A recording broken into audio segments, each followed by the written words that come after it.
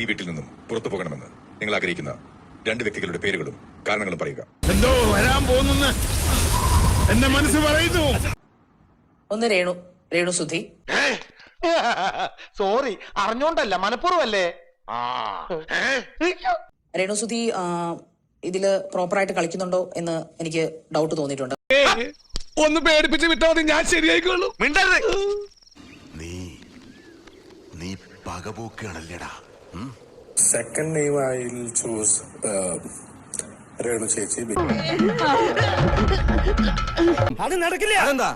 നമ്മളുടെ ടാസ്കിന്റെ സമയത്ത് വളരെ ലൈറ്റ് ആയിട്ടാണ് കാര്യങ്ങളൊക്കെ എടുത്തത്. അയ്യോ, അതങ്ങനെയല്ല.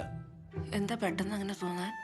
ആ ഒരു റീസൺ കൊണ്ടിട്ട് ആണ് ഞാൻ രേണു ചേച്ചിനെ പറയുന്നത്. നിനക്ക് ഗുരു ഉണ്ട് പോകൂടാ. എന്റെ ആദ്യത്തെ പേരാണ് രേണു. മനുഷ്യൻ ഇത്രയും അസൂയ പാടില്ല. ബിക്കോസ് അവൾ ഇന്നലെ ടാസ്ക് ചെയ്തില്ല. എന്റെ ഒരു കഷ്ടകാലം അല്ല എന്ത് പറയാനാ. ഞാനിങ്ങനെ അവളെ എന്റെ ഈ ബാൻഡ് കാണിച്ചു പറഞ്ഞു, ഗെറ്റ് മീ.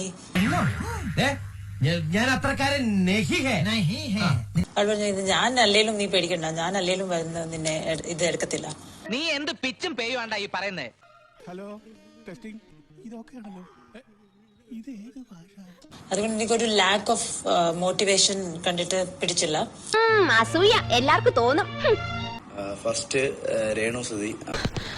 നീ ആള് ശരിയല്ലല്ലോ. നീ ആരടാ എന്നോട് പോകാൻ പറയാൻ?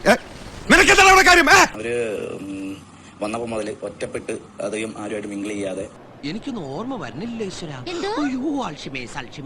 ടാസ്കുകളിലൊക്കെ ആണെങ്കിലും വരുമ്പോഴൊക്കെ ആണെങ്കിൽ തന്നെ ഒറ്റയ്ക്ക് മാറി നിൽക്കുന്ന ഒരു പ്രവണത അത് പോട്ടെ, ഇനിയിപ്പോ എന്താ ചെയ്യാ അത് പറ. എനിക്കൊരു പിടിയും കിട്ടുന്നില്ല. എപ്പോഴും കാണുന്നുണ്ട്. അങ്ങനെ മാറി നിൽക്കേണ്ട ഒരു ഷോ അല്ല ബിഗ് ബോസ്. എനിക്കൊരു പിടിയും കിട്ടുന്നില്ല. ബുദ്ധി ഇല്ലാത്തവർക്ക് അതൊന്നും പിടിയിട്ടില്ല അല്ലേ. മുന്നോട്ട് വന്ന് ടാസ്കുകളും ആശയങ്ങളും ഒക്കെ പങ്കുവെക്കേണ്ട ഒരു ഷോ ആണെന്ന് ഞാൻ കരുതുന്നു. കണ്ണീ ചോരയില്ലാത്ത വർത്താനം പറയല്ലേ കമാര. അയ്യോ, എന്നെ പറഞ്ഞു വിടരുതെന്ന് പറഞ്ഞതാ തോന്നുന്നതിനാല് യാതൊരു പണിയറിയാൻ പാടത്തെ തന്നെ വേറൊരു സ്ഥലത്ത് പണിക്കെടുക്കൂല.